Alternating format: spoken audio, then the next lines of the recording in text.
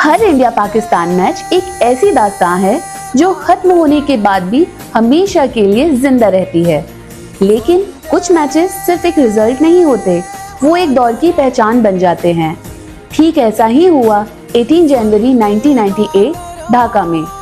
एक फाइनल, दो cricketing giants और एक ऐसी कहानी जहां हौसला हिस्ट्री से भी बड़ा साबित हुआ।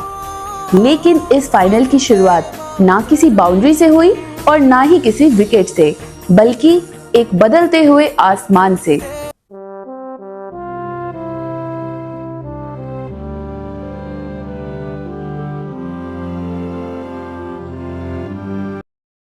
बांग्लादेश अपनी इंडिपेंडेंस की 25th एनिवर्सरी सेलिब्रेट कर रहा था। सिल्वर जुबली इंडिपेंडेंस कप का फाइनल, बेस्ट ऑफ 3 सीरीज, पहला फाइनल इंडिया, दूसरा पाकिस्तान।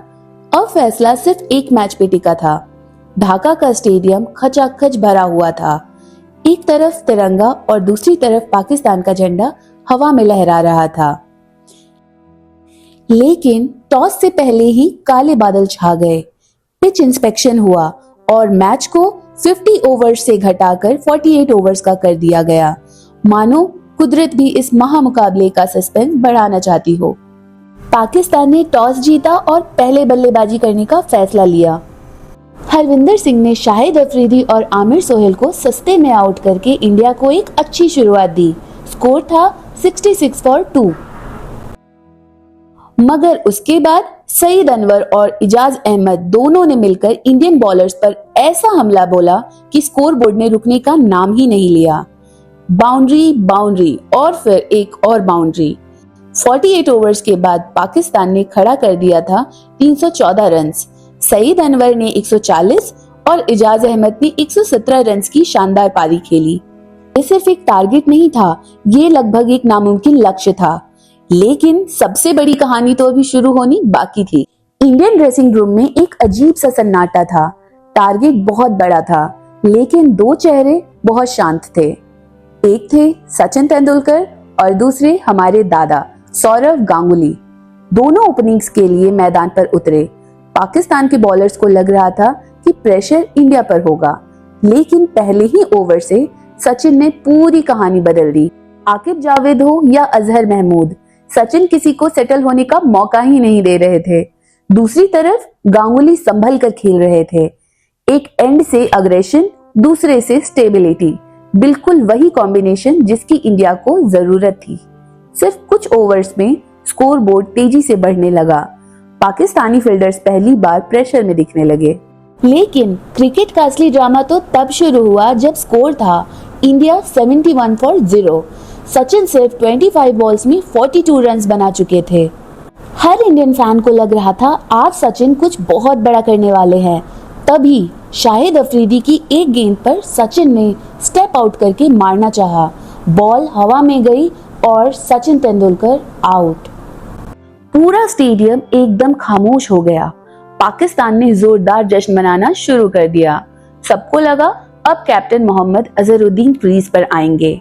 लेकिन इंडियन ड्रेसिंग रूम से बाहर निकला एक ऐसा फैसला जिसने पाकिस्तान की पूरी स्ट्रेटेजी को हिलाकर रख दिया। रॉबिन सिंह। अजहरुद्दीन ने खुद बैटिंग पर आने के बजाय रॉबिन सिंह को नंबर 3 पर भेजा। उस वक्त शायद किसी को समझ नहीं आया, लेकिन ये सिर्फ बैटिंग ऑर्डर में एक बदलाव नहीं था, ये पाकिस्तान के लिए एक ऐसा सरप्राइज एलिमेंट था जिसका जवाब उनके पास नहीं था। और अब इस कहानी का सबसे यादगार चैप्टर शुरू होने वाला था।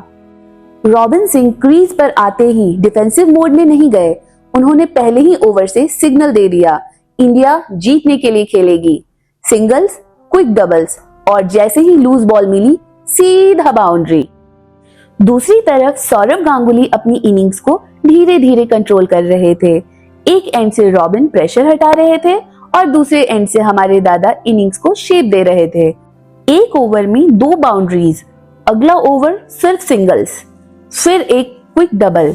ये सिर्फ एक अटैकिंग बैटिंग नहीं थी, ये एक इंटेलिजेंट बैटिंग थी। अब प्रेशर पाकिस्तान पर साफ साफ दिख रहा था। हर मिस फील्ड पर फ्रस्ट्रेशन दिखने लगी थी। फील्डर्स एक दूसरे पर चिल्लाने लगे थे। और फिर ढाका ने एक यादगार लम्हा देखा। दादा ने लेग ग्लांस किया और एक सिंगल निकाला। और इसी के साथ सेंचुरी। हेलमेट हवा में, बैट ऊपर और पूरा स्टेडियम तालियों से गूंज उठा। ये एक स्टेटमेंट था कि इंडिया अब सिर्फ सचिन पे डिपेंडेंट नहीं है, सौरव गांगुली पर भी यकीन किया जा सकता है। दूसरी तरफ रॉबिन सिंह भी अपनी हाफ सेंचुरी पार कर चुके थे। दोनों ने मिलकर 179 रन्स की पार्टनरशिप बना दी। स्कोर बोर्ड पर चमक रहा था इंडिया 250 फॉर 1। बस जीत अब कुछ ही दूर लग रही थी, लेकिन क्रिकेट की सबसे बड़ी कहानियां कभी इतनी आसान नहीं होती और इस फाइनल का सबसे बड़ा ट्विस्ट अभी बाकी था। एक shot of leg delivery robin ने पुल करने की कोशिश की, बॉल हवा में उठी और डीप में खड़े आकिब जावेद ने कोई गलती नहीं की। रॉबिन सिंह की इनिंग्स वहीं समाप्त हो गई। 179 रन्स की लाजवाब पार्टनरशिप टूट चुकी थी। स्कोर बोर्ड पर लिखा था इंडिया 250 फॉर 2। अब जीत के लिए चाहिए थे 65 रन्स सिर्फ 59 गेंदों में। पाकिस्तान को लगा मैच में वापस लौटने का दरवाजा खुल चुका है। कप्तान अजहरुद्दीन 4 रन बनाकर आउट हो गए। सौरव गांगुली की मैराथन इनिंग 124 पे समाप्त हुई।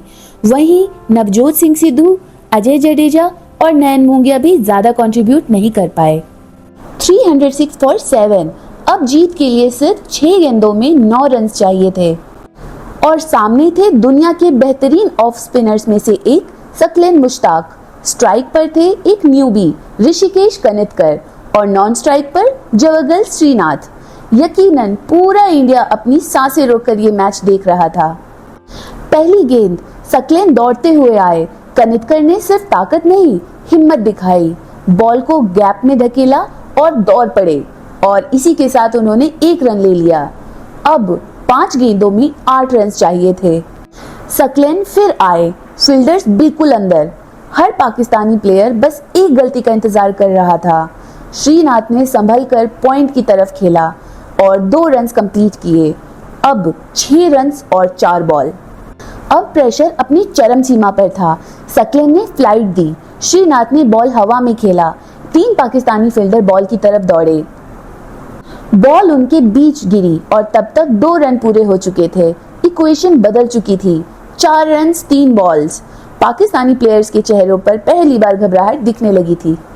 सकलेन ने फिर से वेरिएशन ट्राई की। श्रीनाथ ने एक सिंगल निकाल दिया।